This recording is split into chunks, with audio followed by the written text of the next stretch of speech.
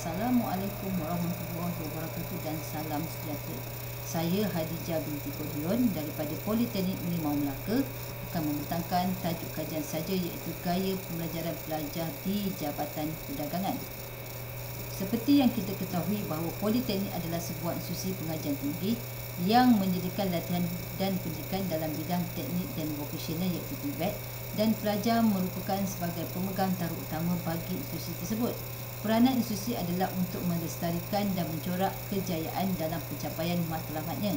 Justru itu adalah penting bagi pelajar untuk menapasi gaya pembelajaran yang paling dominan bagi membolehkan mereka mengoptimalkan usaha pembelajaran agar hasil pembelajaran dapat dicapai secara lebih cekap dan berkesan. Bagi penyataan masalah pula, proses pengajaran dan pembelajaran boleh dirujuk kepada kaedah, cara dan gaya bagaimana suatu proses pengajaran dan pembelajaran itu berlaku. Oleh itu, keperluan memahami tentang gaya pembelajaran amat penting kepada yang pertama adalah pelajar supaya mereka boleh mengoptimalkan usaha dalam menyesuaikan gaya dengan cara belajar yang betul agar ianya dapat menyumbang kepada pencapaian akademik pelajar. Yang kedua adalah kepada pensyarah supaya mereka boleh merancang sumber serta pendekatan penyampaian yang bersesuaian dengan tahap dan gaya pelajar belajar. Berikut merupakan objektif kajian yang telah ditentukan. Objektif kajian pertama mengenapasi tahap sejak dini gaya pembelajaran dalam kalangan pelajar Jabatan Perdagangan. Objektif kajian yang kedua mengenapasi terdapat perbezaan yang signifikan gaya pembelajaran dalam kalangan pelajar Jabatan Perdagangan berasaskan kepada jantinah. Objektif yang ketiga mengenapasi terdapat perbezaan yang signifikan gaya pembelajaran dalam kalangan pelajar Jabatan Perdagangan berasaskan pengkhususan program pengajian. Berikut merupakan 3 persoalan kajian yang telah dibentuk berdasarkan kepada objektif kajian.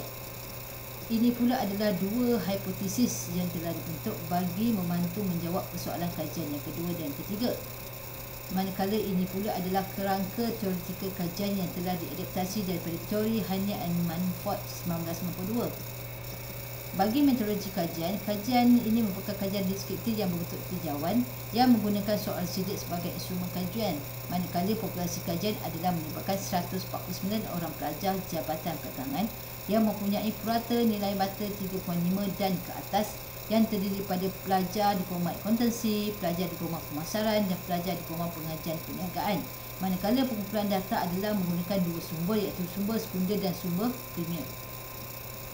Bagi instrumen kajian yang dihasilkan adalah diadaptasi daripada University of Texas Learning Center 2006, manakala kami telah juga menjalankan pilot test terhadap 30 orang responden yang bukan populasi kajian bagi menguji kesahihan soal sidik tersebut, dan dapatan nilai alpha Cronbach adalah 0.842. Ini menunjukkan soal sidik yang dibentuk mempunyai kebolehpercayaan yang tinggi. Berikut merupakan 3 kaedah pengukuran objektif kajian yang telah dibentuk. Bagi Raja 1, ia merupakan skala Likert yang digunakan bagi menjawab item soalan sidik yang telah dibentuk. Bagi Raja 2 pula adalah skor min dan tahap taksiran min yang telah diadaptasi daripada J. Phelan 2007. Berikut merupakan jadual dapatan bagi menjawab objektif kajian yang pertama untuk menentukan apakah tahap untuk mengenapasi dan menentukan apakah tahap setiap jenis gaya pembelajaran pelajar Jabatan Perdagangan. Daripada jadual ini boleh menunjukkan bahawa gaya pembelajaran visual merupakan gaya pembelajaran pada tahap yang tinggi kerana nilai min adalah 3.72, manakala gaya pelajaran auditori dan tekstil berada pada tahap yang sederhana. Ini menunjukkan bahawa pelajar cemerlang di Jabatan Perdagangan Politeknik Merlimau kurang gemar melakukan aktiviti yang memerlukan pergerakan.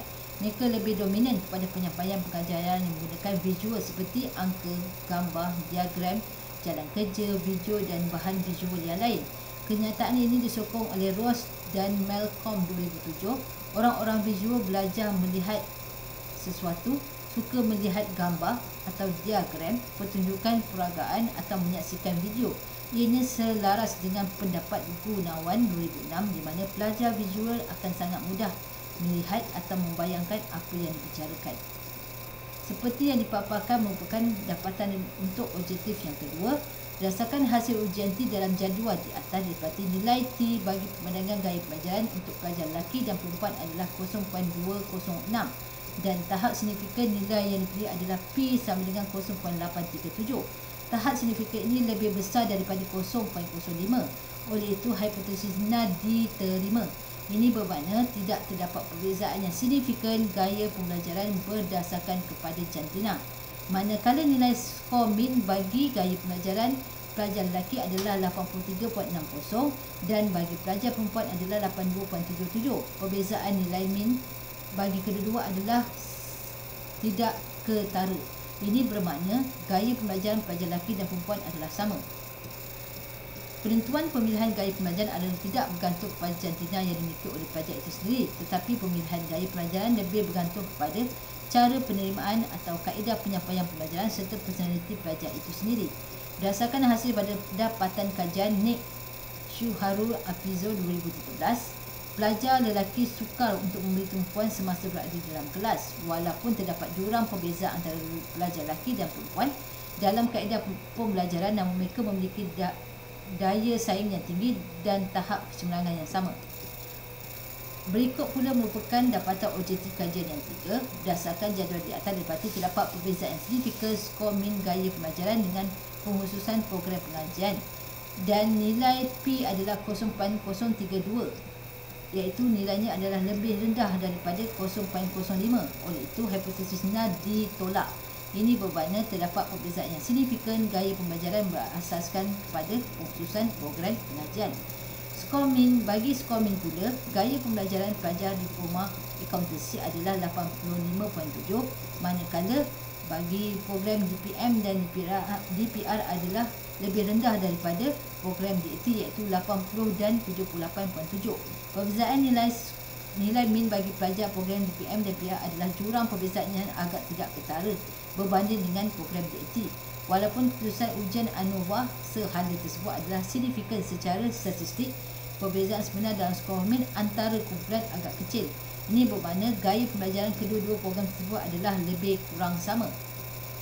Menurut Mio 2011 pula, dalam kajiannya menyatakan bahawa pola gaya pembelajaran bagi setiap program perusahaan ada tidak jauh berbeza.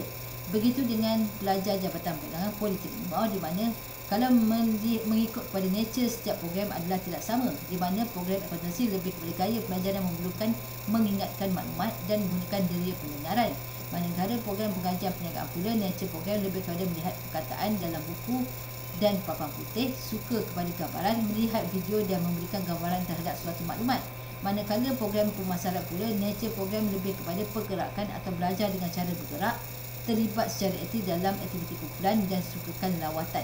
Oleh yang demikian, walaupun dapatan yang diperoleh daripada analisis ujian ANOVA ini menunjukkan wujud perbezaan antara pelajar program diploma akuntansi, diploma pengajian perniagaan dan diploma pemasaran, tetapi perbezaan tersebut tidak menunjukkan jurang perbezaan yang agak ketara.